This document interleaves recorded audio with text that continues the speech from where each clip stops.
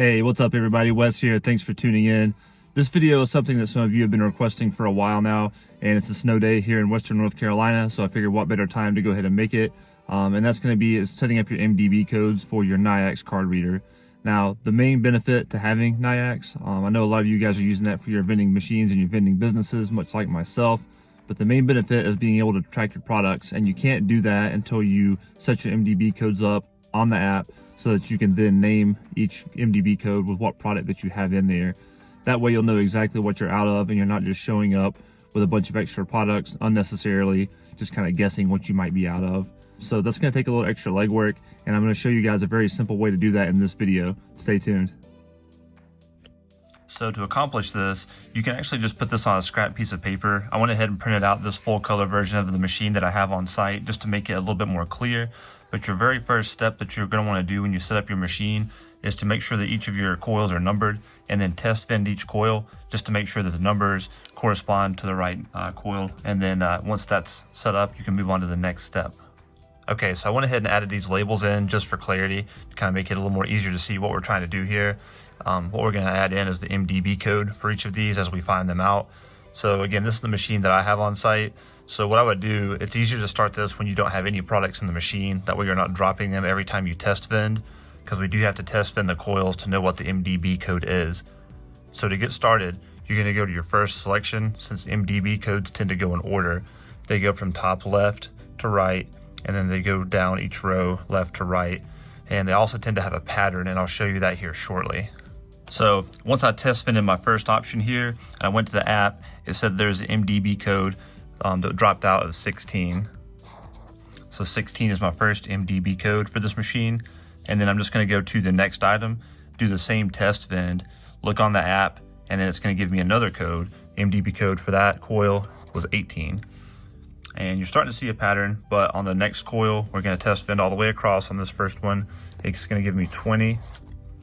And then on the fourth one, you probably already guessed it, it's going to give you a 22. So 16, 18, 20, and 22 were my MDB codes for that first row.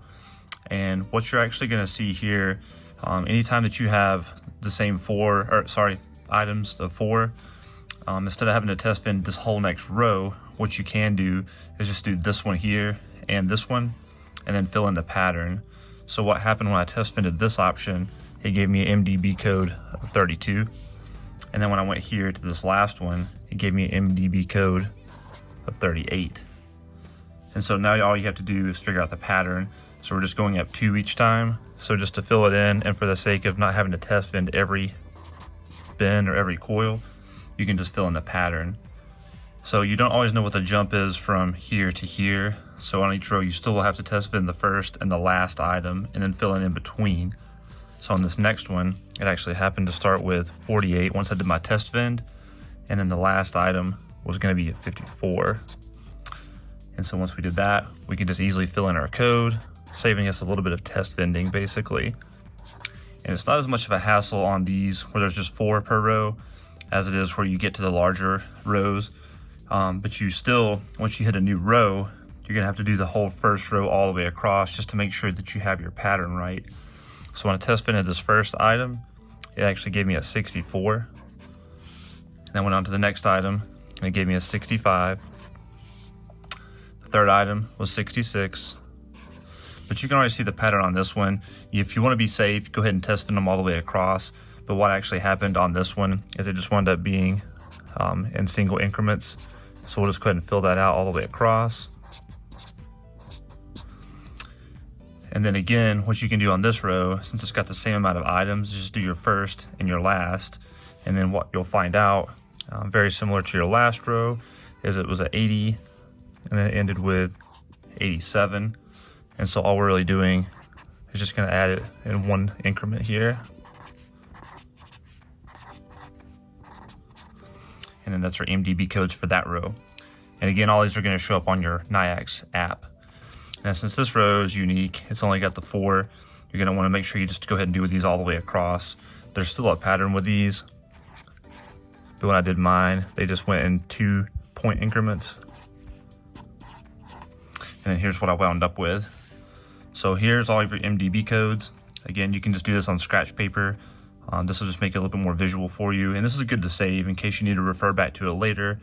This should actually apply to the same model machine if you were to buy it again, or if that's the only machine that you use. It'll save you a little bit of troubleshooting once you add a second machine to your business. So now what we're going to do is head on over to the Nayax main website. Here's what the main interface looks like. And there's a lot of different things you can do on here, but what we need to do is get our MDB codes put in. So you want to click on Operations and then go down to Machines. Once you've clicked on that, it's going to be kind of confusing to get used to the site, but just go over here to the right side and just click Search. And then you'll see I've got these 3 machines, The Verge, Clark Communications, and then one that's actually offline right here.